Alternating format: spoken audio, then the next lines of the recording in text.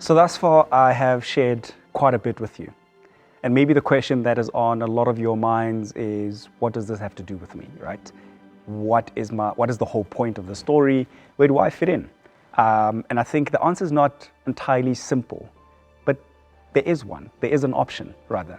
Not a conclusive one, but there's an option.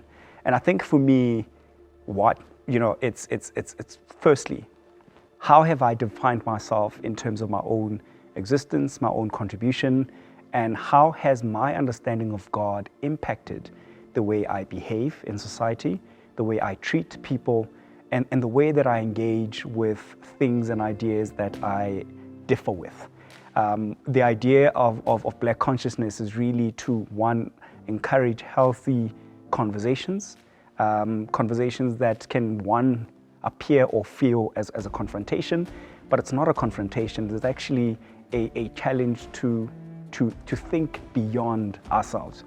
And I think for me, the importance of Black consciousness in the 21st century, specifically in the rise of young people in private schools saying, the education system has cheated us because, you teach us about World War I and II, you teach us about the Cold War, but, we've learned very little about our own country.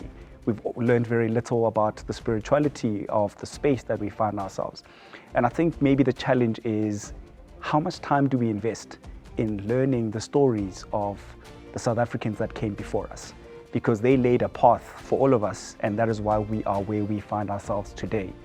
And I believe that if we begin to actually get a better understanding of the Great Trek, like I said, the Great Trek is one of my favorite stories. And for some people, this may be weird because who celebrates the Great Trek? But the reality of the matter is that the Great Trek was an amazing story of a people who redefined and rebranded themselves into a nation. And this is a very powerful narrative, right? And we acknowledge the disruption or the destruction of it was the apartheid system. But the apartheid system is the aftermath.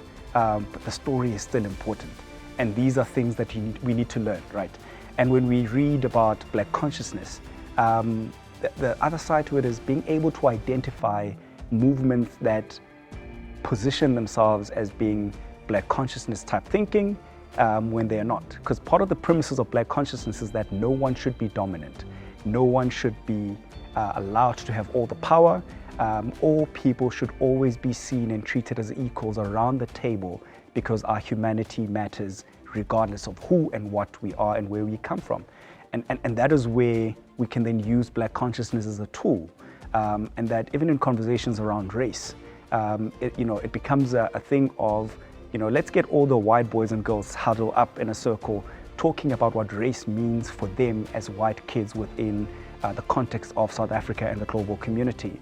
To the same extent that we would expect Black, brown, colored, Indian and mixed kids to also go into circles to speak about what that looks like for them, what their spirituality and understanding of God has been through these conversations on race. And once we have had these conversations in our own little spaces where we best identify, we can then come back into the bigger group and actually share the same reflections and ask ourselves, how do we then exist with the new knowledge of ourselves that we found?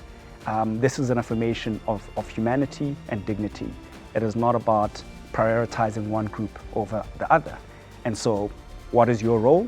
Your role is a very simple one, is your willingness to be in conversation. It's your willingness to be vulnerable. It is your willingness to ask the right questions.